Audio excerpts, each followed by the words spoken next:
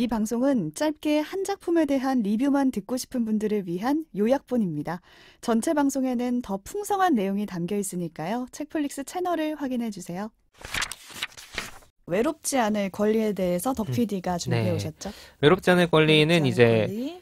쉽게 말하면은 생활동반자법이라는 법을 이제 본격적으로 한국 사회에 소개하는 책이다라고 돼 있죠. 근데 이게 생활동반자법. 1441% 아까 텀블벅에서 달성을 했다고 했잖아요. 근데 제목은 외롭지 않을 권리. 이게 상당히 사람들 끌어당긴다. 그러니까 제목이 맞아요. 너무 이렇게 매력적이에요. 맞아. 완전 매력적이죠. 나를 외롭게 하지 않겠구나, 이 음. 책은. 나 뭔가. 외로워. 갑자기 막 외로운 것 같고. 그렇죠. 그래서 책 제목에 보면은 외롭지 않을 권리 표지에 보면은 써 있고 밑에 혼자도 결혼도 아닌 생활 동반자 이렇게 써 있어요. 그리고 뒷표지에 보면은 섹스하는 사이만 같이 살 수 있나요? 아무런 법적 권리가 없는 동거 그리고 높은 장벽의 혼인 이 두 가지 선택지면 충분할까? 이제 이런 질문을 던지는 책인 거죠. 그렇죠. 그래서 생활동반자법을 본격적으로 소개하는 책인데 쉽게 말해서 이제 앞에서 말씀드린 것처럼 결혼을 택하지 않아도 함께 사는 두 사람한테 생활동반자라는 지위를 주자. 근데 이제 그냥 법만 설명하는 책이면은 법전이겠죠, 사실.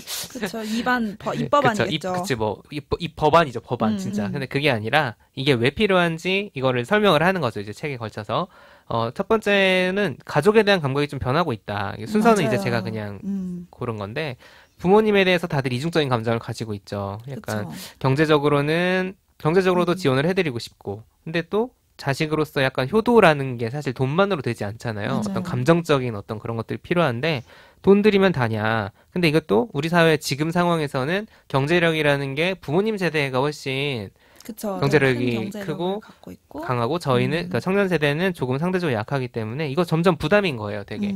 그리고 뭔가 바쁘게 살아가고 취업이 안 된다거나 뭐 힘든 직장에 다닌다거나 할수록 감정적으로도 뭔가 하기 되게 힘들어지는 이런 문제들이 있죠. 그리고 돌봄이 필요한 사람들이 점점 많아져요. 그러니까 내가 가족 구성원으로서 우리 부모님이 예를 들어 아프실 때 바로 케어해드리지 못하고 워낙 떨어져 사는 사람들이 많으니까. 네. 그리고 가족끼리 이제 다 모여 살지 않고 오래 살고 하니까 노인분들에게는 돌봄이 필요하잖아요. 근데 지금 그거를 사회복지 서비스로 하는데 한계가 분명히 있는 거죠. 맞아요. 왜냐하면 성인을 돌본다는 게 혹시 아픈 사람 간호해보셨나요? 성인? 네, 저 할머니 간호 해본 적이 있는데 쉽지가 않아요. 어마어마한 우선 일이에요. 온 가족이 매달려도 그 24시간을 옆에서 지킨다는 것 그렇죠. 자체가 쉽지가 않아요. 그러니까 지금 한국 사회에서 이제 그 문제 관련해서는 예를 들어 이제 발달장애인들에 대한 생활 지원 서비스 같은 것들이 이게 공적인 서비스의 영역에 들어와는 있는데 굉장히 부족하단 말이에요. 왜냐하면 너무 일은 힘들고 그것에 대해 지출하는 비용은 또 적을 수밖에 없고. 근데 이런 돌봄을 그러면 이렇게 국가가 다 감당해 줄 수 있느냐, 어느 정도까지. 참 쉽지 않은 일인 거죠.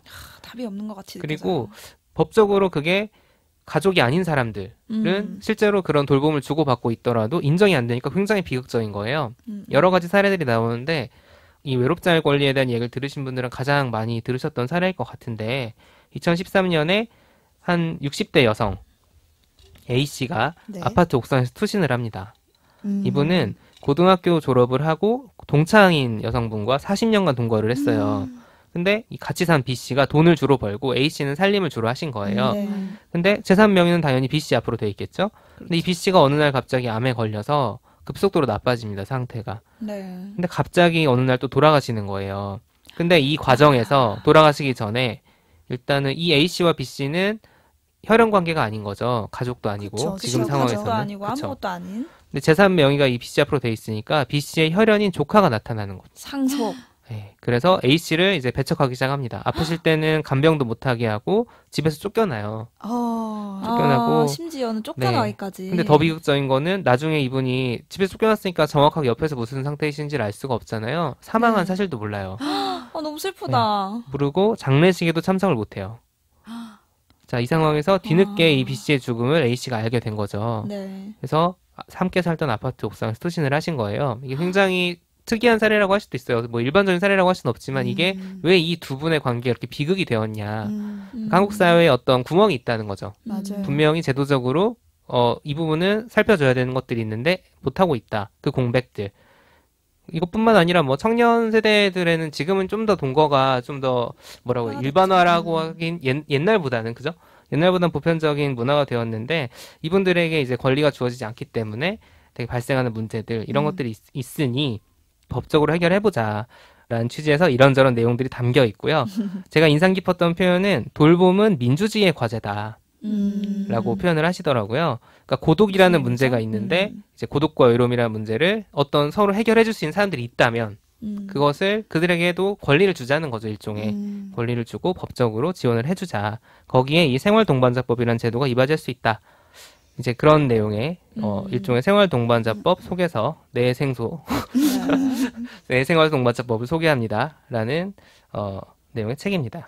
이 책을 보면서 그 생각을 많이 했던 것 같아요. 내가 너무 편협했다. 가족이라는 그 구성원에 대해서 그냥 부모님이 있고 자녀가 있고, 그렇게만이 가족이다라고 생각을 했는데 이제는 달라졌다는 거죠. 되게 다양하게 가족 형태가 있잖아요. 말씀하셨던 것처럼 친구여도 가족이나 맞아요. 다름없는. 뭐 여자 둘이 살고 있습니다도 대표적인 그쵸. 케이스고. 근데 그분들이 보호받을 법이 정말 하나도 없다는 거. 그렇죠. 뭐 예를 들어 병원에 가서 그 한 분이 아팠을 때 보호자가 돼줄 수 없다는 거.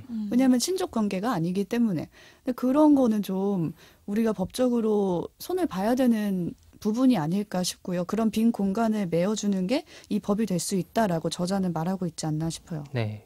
저는 그리고 이런 생활동반자법에 대해서 처음 들었을 때 저는 이제 주변에 제 또래 결혼을 앞두거나 결혼과 비슷하게 생활하고 있는 청년 동거 인구에 대해서만 막연히 떠올렸거든요. 맞아요. 근데 이 책을 읽으면서 정말 새롭게 발견했던 거는 중노년 가구에서도 이런 동거 형태의 거주 인구가 많다라는 거. 1인 가구는 많은 줄 알았지만 동거 형태가 상당히 많더라고요. 통계를 보니까 이 책에서. 그러니까요. 그분들이 서로 사실상 가장 케어의 적임자, 돌봄 제공의 적임자일 수 있는데 이분들의 권리를 보호한 측면도 있지만 이분들이 서로 돌봄을 주는 게 전체적인 국가적인 복지 자원의 분배에서도 되게 도움이 될 수 있다라는 얘기를 좀 책에서 하더라고요. 그래서 그쵸. 새로운 좀 깨달음이었던 것 같아요. 그러니까 이게 현실적으로 그냥 감정적인 문제가 아니라 현실적으로 1인 가구에게 두 채의 집을 주는 것보다 2인 가구에게 한 채의 집을 주는 게 국가 입장에서는 이득인 그렇죠. 거예요. 사실 왜냐하면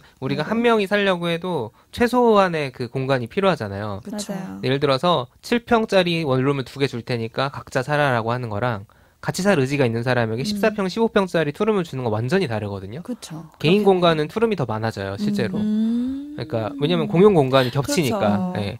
그러니까 이런 지원의 필요성들이 현실적인 수요가 있고 그것이 제도적으로 가능하다라는 일종의 청사진을 보여주는 책이었어요. 저는 이 얘기를 부자님과 화장실에서 만나서 왜 굳이 TMI인데 화장실은? 생활 동반자법에 대해서 한번 얘기를 나눈 적이 있는데 부자님의 경우는 이런 말씀하시더라고요. 정말 병원은 정말 우리 현실적인 문제 아니냐. 가족이 아니고서야 보호자가 될 수 없다는 거. 근데 가족이 있어도 멀리 떨어져 있는 경우가 있지 않냐. 나는 그쵸. 직장 생활은 서울에서 하는데 가족들은 다 뭐 부산에 있을 수도 있고 그 경우는 그 보호자가 서울에 올라오기까지 몇 시간이 걸리잖아요. 그렇죠. 근데 그 경우에는 내가 같이 사는 사람 중에 누군가를 생활 동반자로 지정을 해서 그런 좀 가벼운 형식의 생활 동반자법도 유용하게 쓰이지 않을까라고 제안을 해주시더라고요. 그러니까 이게 가족에 대한 문제가 결국 참 가족이랑 이번에 사실 긴급재난지원금 지금 한창 네. 그 국민재난지원금이 이슈가 되는 시기인데 이게 지금 세대주가 수령할 수 있게 돼 있잖아요. 맞아요. 네. 그것 때문에 또 불거진 문제가 세대주와 세대원들이 말은 안 그러니까 살면. 법적으로는 가족인데 같이 안 맞아. 살면 혹은 그냥 절연했을 수도 있어요. 맞아요. 혹은 왼수지간일 수도 있어. 심각하면. 그럼 그 돈 세대주가 다 가져가는 거라고요. 억울해. 얼마나 억울하겠어요. 그러니까 개인별로 줘야 된다 이런 얘기가 나오는데 이 생활동반자법이 딱 그거예요. 사실 돌봄이나 뭐 어떤 경제적인 지원이라든가 이런 것들을 다 지금 가족한테 묶어놨는데 맞아. 그 가족이 아닌 사람이 그걸 해줄 사람이 분명히 있는데 자의로 그거를 가족 같은 권리를 인정해주지 않는다.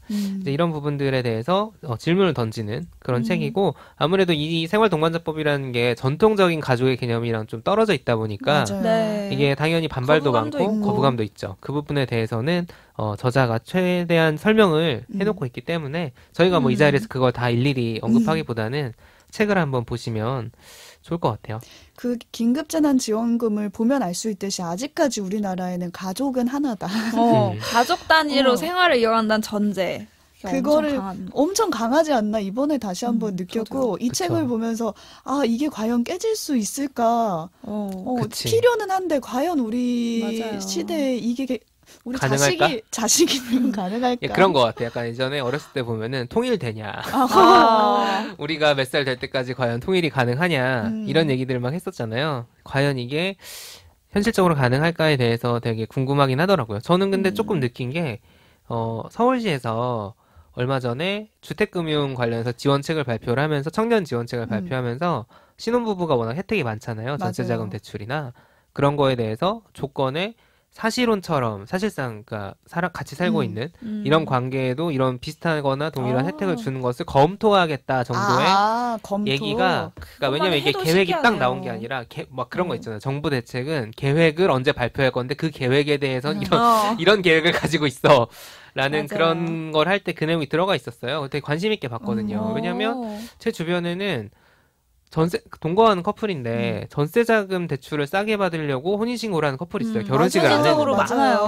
네. 미리미리 이게 되게 하는 커플들. 뭐 그러다 그냥 나중에 여건이 되면 올리고 이제 사는 거죠. 제 주변에서 정말 많더라고요. 그런 것들을 보면은 완전히 이 법이 짠 하고 통과되지 않더라도 이렇게 조금씩 스며들 수는 있다. 그 생각도 조금 들더라고요. 가족이 될 수 있는 방법이 결혼밖에 없다는 것도 좀 문제가 아닌가 싶어요, 정말. 근데 한편으로 저는 이 생활 동반자의 지위를 법적으로 인정해준다고 해서 외롭지 않을 권리가 내가 보장될까? 그런 거에 대한 사실 의문은 좀 들더라고요. 외로움이라는 게 꼭 누구랑 같이 살아서 돌봄을 제공받는다는 거랑 꼭 필연적으로 연결된 문제는 아닌 것 같아가지고요. 그니까요. 이게 제목이 낚시다 싶네요. 아니 외롭지 않을 권리. 그러니까 저 같은 경우는 이 책의 내용이 생활동반자법이 관한 것이다라는 걸 알고 사실 제목에 크게 주목하진 않았어요. 책이 나오는구나. 그러면 텀블벅 펀딩 해야지 하고 그냥 하고 했는데 반대로. 그러니까 제목으로 시작한 사람은 그러니까 그걸 기대하면서 읽게 되는 거죠. 솔직히. 그러니까 저희가 책을 가지고 같이 읽는 책 모임에서 이 책을 읽으면서 다들 그 얘기를 했잖아요. 그쵸. 외로움을 해결할 방법은 아닌데? 생활 동반자가 있는 것 자체가 덜 외로운 거 아니냐. 맞아. 그게 조건이잖아요. 누군가 내 진짜 옆에 외로운 사람은 있어야지 이 법의 권리를 받을 수 있다는 거니까 그건 그렇게 외로운 거는 아니잖아요. 아닐 수도 있다. 그러니까 생활 동반자가 없는 사람이 진짜 외로운 사람일 수도 있는 거죠. 그러니까 법적으로는 소외돼 있어요, 확실히. 그죠? 가족이 아니니까. 법의 사각지대에 있는 걸 뿐이죠. 그렇죠. 그래서 일종의 이거를 차별금지의 느낌으로 접근해야 된다는 얘기도 저희 책모임에서 그때 나왔었고, 그러니까 어쨌든 새로운 어떤 가능성인 거죠. 맞아요. 제가 생각할 때는 그러니까 이게 이거는 사실 작가님께 직접 여쭤보면 좋을 것 같긴 한데 이런 법이 있기 때문에 상상할 수 있는 관계들이 생긴다면 그러니까 내가 외로움을 가지고 있을 때 결혼을 해야만 그걸 해소할 수 있다. 그게 아니라 그죠. 주변에 있는 관계를 바라보는 주는. 그죠. 그런 느낌으로 해석해 볼 수 있지 않을까. 하지만 이 제목의 의미에 대해서는 저희가 추궁해 볼 필요는 있다. 그래도 외로움이라는 이 심각한 문제라고 할 수 있는 부분을 나라에서 관심을 갖기 시작했다는 것 자체가 조금 저는 재밌는 것 같아요. 그냥. 그렇죠. 되게 흥미롭죠. 왜냐면 파리에서는 이미 팍스라는 법이 맞아요. 완전 다 프랑스. 오히려 그걸 넘어서는 프랑스. 법을 막 요구하고 있는 지경이잖아요. 그리고 얘기하자면 끝이 없으니까 뭐 출산 같은 문제도 위원회 있고 혼외 출산이 훨씬 인정이 많이 돼야 출산율이 올라가고 이런 여러 가지 문제들이 있는데 정말 복잡한 게 많이 얽혀 있는 사실은 문제 같아요. 가족이라는 개념 자체가 너무 절대적이다 보니까 맞아요. 그렇죠. 하나부터 열까지 되게 얘기할 게 많은 주제 같았습니다. 그래서 이 법안 자체가 어떻게 보면은 일종의 메시지고 그렇죠. 토론을 한번 해보자. 제스처를 딱 취하는 거죠. 국회에. 이제 책이 많이 팔렸다고 하니 한국 사회에서 과연 토론이 이루어질 것인가. 거부감이든 환영이든 이 문제를 같이 얘기할 수 있는 그 상황 자체가 좀 재밌는 것 같아요. 제가 이 책에서 받은 메시지는 세컨드 보호자 느낌이 더 강했거든요. 외롭지 않을 권리라기보다는 세컨드 보호자가 필요하다.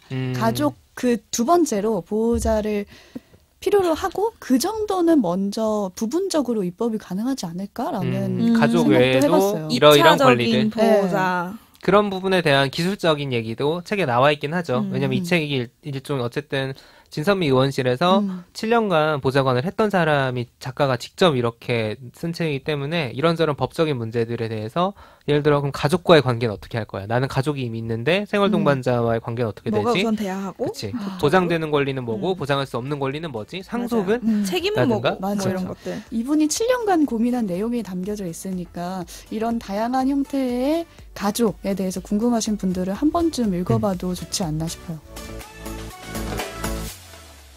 책플릭스.